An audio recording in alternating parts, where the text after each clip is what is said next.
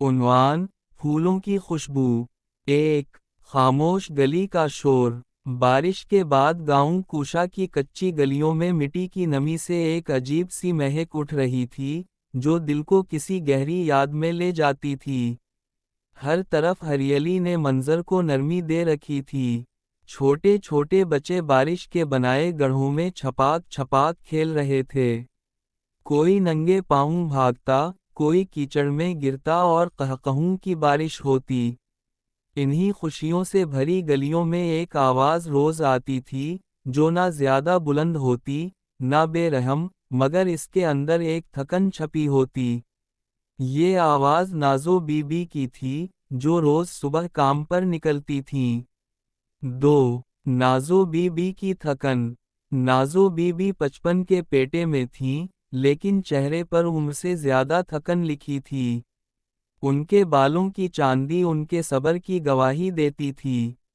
صبح سویرے اٹھ کر اپنی چھوٹی سی جھونپڑی میں جھاڑو دیتیں، خود چائے پیتیں، اور دوسرے گھروں کے کام کاج کے لیے نکل جاتیں۔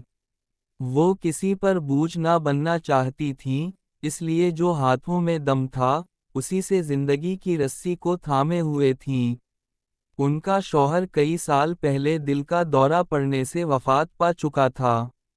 ایک اکلوتا بیٹا، عمران، جوانی کی دہلیز پر شہر جا کر کامیابی کے خوابوں میں گم ہو گیا، اور پھر ماں کو بھول گیا۔ سنا صحن اور اداس دن۔ ان کے گھر کا صحن چھوٹا سا تھا، مگر کبھی یہاں خوشیاں ناچتی تھیں۔ عمران بچپن میں اسی صحن میں کبوتر اڑاتا تھا، جھولے پر بیٹھ کر ماں کے گیتوں پر تال دیتا تھا۔ اب صرف جھولا بچا تھا، خالی ہلتا ہوا، جیسے وقت کے ساتھ ساتھ اس کی بھی سانسیں رکتی جا رہی ہوں۔ نازو بی بی اکثر اسی جھولے کے پاس بیٹھ جاتیں، اور کچھ نہ کہتے ہوئے بھی بہت کچھ کہہ جاتیں۔ ان کے ہاتھ میں اکثر سلائی کا کپڑا ہوتا، جس پر ٹانکے لگاتے لگاتے آنکھیں نم ہو جاتیں۔ نیچے جھکتا آسمان۔ بارش کے بعد آسمان صاف ہو چکا تھا، اور سورج کی سنہری دھوپ ان کے صحن کو چمکا رہی تھی۔ صحن کی ایک دیوار پر چڑھی بیلوں پر چھوٹے چھوٹے سفید پھول کھلے تھے، جیسے وقت کے کڑوے لمحوں کے بیچ کوئی چھوٹی سی خوشی جھانکنے لگی ہو۔ نازو بی بی نے آسمان کی طرف دیکھا اور دل میں بس اتنا سوچا، شاید آج کوئی خط، کوئی فون، یا بس کوئی چھوٹا سا اشارہ عمران کا آ جائے۔ اجنبی کی دستک۔ اسی سے کھا جب وہ اپنے صحن میں دھوپ سینک رہی تھیں، دروازے پر ہلکی سی دستک ہوئی۔ نازو بی بی آہستہ سے اٹھی، دروازہ کھولا تو سامنے ایک لڑکی کھڑی تھی، تقریباً 20-22 سال کی، دوپٹہ بارش میں بھیگا ہوا، اور آنکھیں ایسی جیسے کئی راتوں سے نیند چھین لی گئی ہو۔ وہ کانپتی آواز میں بولی، آپا، کچھ کھانے کو ہے؟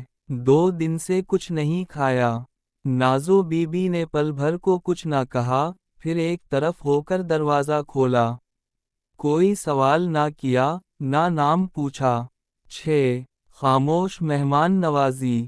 نازو بی بی نے چولہے میں لکڑیاں ڈال کر سالن گرم کیا، پرانی روٹی کو تھوڑی سی گھی سے سینکا اور ایک سادہ سی تھالی میں رکھ کر لڑکی کے سامنے رکھ دی۔ وہ لڑکی کھاتے کھاتے بار بار چپکے سے آنکھیں پونچھتی رہی۔ نازو بی بی نے کچھ نہ پوچھا، صرف اس کے سامنے پانی کا گلاس رکھ دیا۔ جب وہ لڑکی کھا چکی، نازو بی بی نے بس اتنا کہا، یہاں کوئی نہیں آتا، پر اگر تم چاہو تو رات یہیں گزار سکتی ہو۔ تنہائی کا شریک۔ وہ لڑکی اگلے 2 دن نازو بی بی کے گھر رہی۔ گھر چھوٹا تھا، پر دلوں کی جگہ بڑی تھی۔ دونوں نے زیادہ باتیں نہیں کیں، مگر خاموشی میں ایک دوسرے کا دکھ سن لیا۔ نازو بی بی نے اسے اپنے پرانے کپڑے دیے، اور وہ لڑکی صحن کی جھاڑو، برتن، سب کچھ خاموشی سے سنبھالنے لگی، جیسے اس کی تنہائی کو بھی ایک پناہ مل گئی ہو۔ سچ کی پرچھائیاں۔ تیسرے دن صبح وہ خود ہی بول پڑی، میرا نام سفینہ ہے، گھر سے بھاگ آئی تھی، محبت میں پاگل تھی، लड़के ने शहर बल्ला कर तन्हा छोड़ दिया। किसी को मुंह दिखाने के काबिल नहीं थी, इसलिए 2 दिन भूखी प्यासी सड़कों पर घूमती रही। नाजो बीबी ने उसकी तरफ देखा और कहा, बेटी, धोखा देने वाले अक्सर फरार होते हैं, पर जो हक पर हूँ, वो वापस आते हैं। तुम भटकी हो, टूटी नहीं। 9. बदलती हुआ का रुख। नाजो बीबी सफीना को करीबी स्कूल में ले गईं, जहां पुराने ताल्लुकात के बाइस वो उसे चपरासी के तौर पर भर्ती करवा सकें। सफीना ने अपने माजी को पीछे छोड़कर नए सिरे से जिंदगी शुरू कर दी। वो बच्चों से बातें करती, उनकी कापियां तरतीब देती, और जब कभी सहन में वापस आती तो नाजो बीबी के लिए चाय बनाकर खुद थोड़ा सा मुस्कुरा लेती।